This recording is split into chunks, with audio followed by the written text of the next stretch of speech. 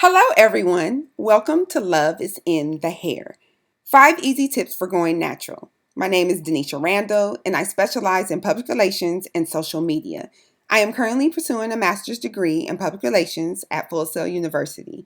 I am very passionate about fashion and all things related. I have an Associates of Arts degree from the Fashion Institute of Design and Merchandising, with more than 15 years of fashion experience from retail, visual merchandising, and wardrobe styling. I also earned a Bachelor of Arts degree in journalism with an emphasis in public relations from California State University, Northridge, with more than 9 years of public relation experience in the entertainment and nonprofit industry. My motto is be creative, be strong, be unique.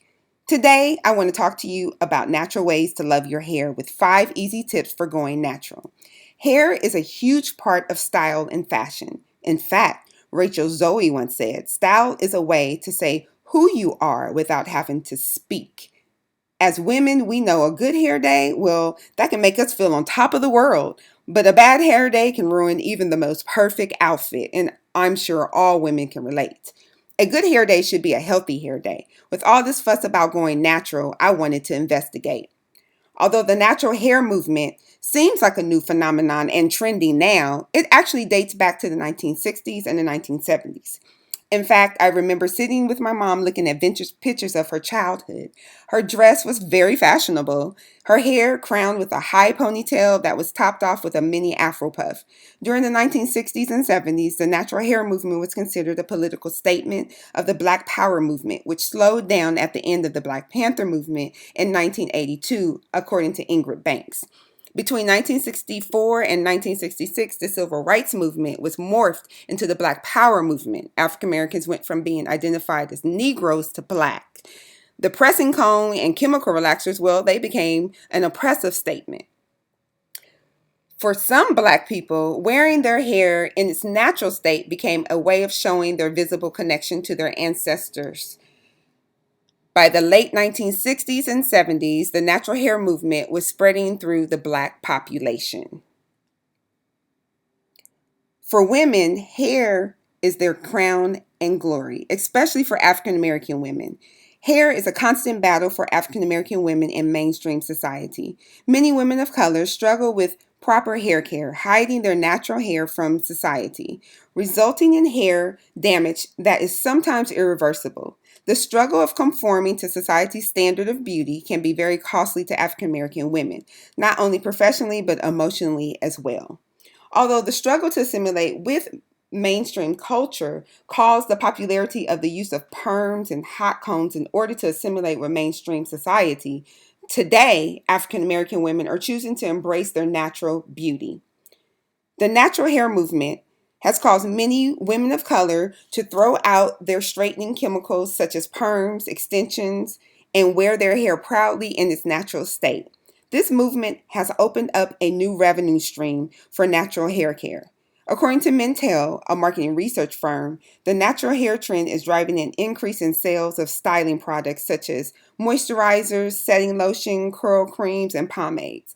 It also states that shampoo and conditioner formulated for black hair is estimated to reach 257 million, and that was only in 2013, up from 211 million in 2008, according to Mintel.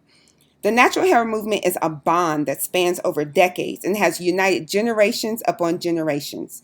The way has been paved so that African American women everywhere can be proud to wear their hair as a sign of empowerment, beauty, and most of all, dignity.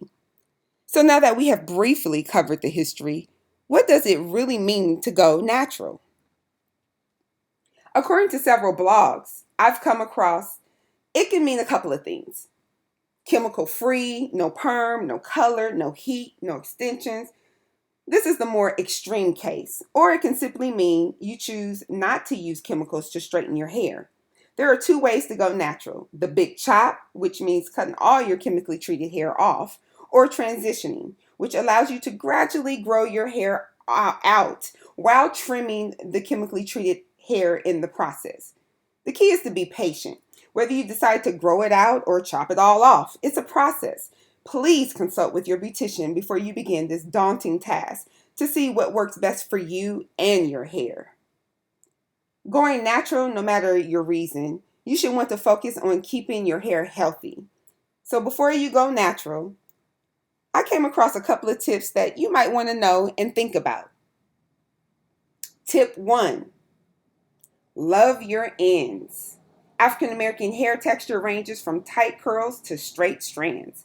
Many African American women chemically straighten their hair, which can result in weak, damaged strands.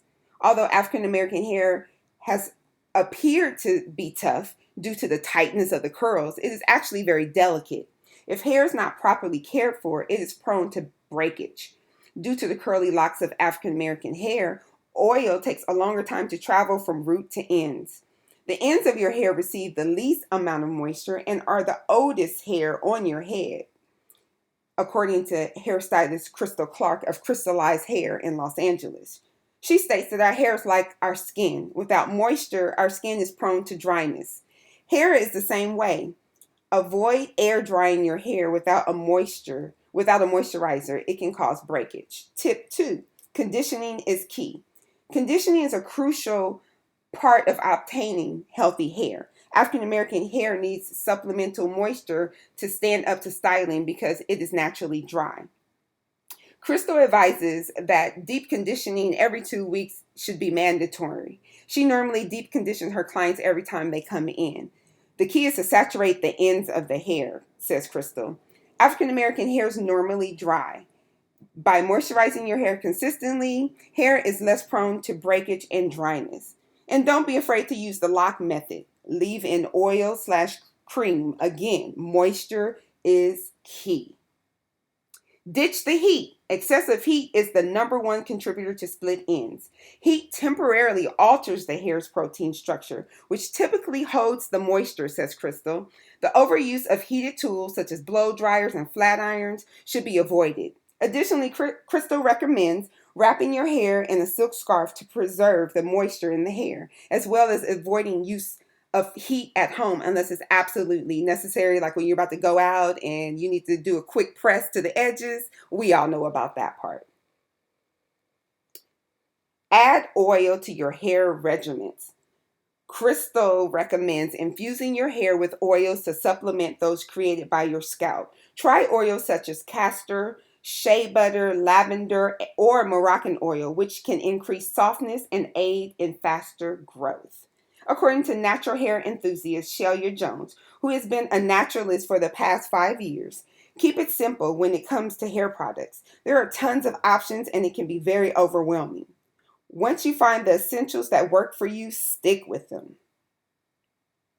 Tip 5: most importantly, have fun. Keep your hairstyle simple. According to Shelia Jones, don't be afraid to play around with different hairstyles such as the twist out and braids, and use the usage of perm rods until you can find the one that works best for you. Experiment. Also, don't compare your hair to anyone else. Everyone has different hair texture. Learn to love yours and learn to love it. There are many myths concerning African American hair due to the diversity of texture. It has the ability to grow long with no extensions needed. It just needs proper care. Although African American hair is more delicate than most, the key is conditioning, moisturizing, using less heat, and keeping the ends trim, according to Crystal Clark. Recap. So, what have you learned? Natural hair is very high maintenance and will take time and dedication to keep up and care for. Moisturize, moisturize, moisturize. It is so very important that your hair stays saturated and hydrated, just like your body. And don't just wash and go and let it dry. Find a product that works best for you and keep your hair moisturized. Also, deep condition every time you wash it. It will help with moisture retention and breakage prevention. Also, remember, love those ends. Trim your ends as needed. Look at them to see if they're split. Consult with a beautician. Make sure you are paying attention to your ends because that is the most important part of your hair. It's the oldest part of your hair. And remember, experiment. Have fun with different hairstyles such as twists and braids, protective styles. I mean, people go wrong and feel different about hair extensions, but if used properly, hair extensions can be somewhat of a protective style as long as you are paying attention to your edges and keeping your hair moisturized, conditioned, and all that good stuff. I just want to thank everyone for tuning in and checking me out. I totally appreciate it and would love to hear about your hair story. If you would like to leave any comments, please do so below. Or when the next slide comes up, you'll see all my contact information. I would love to hear from you. Thank you again. Have an awesome day, week, and remember, be great.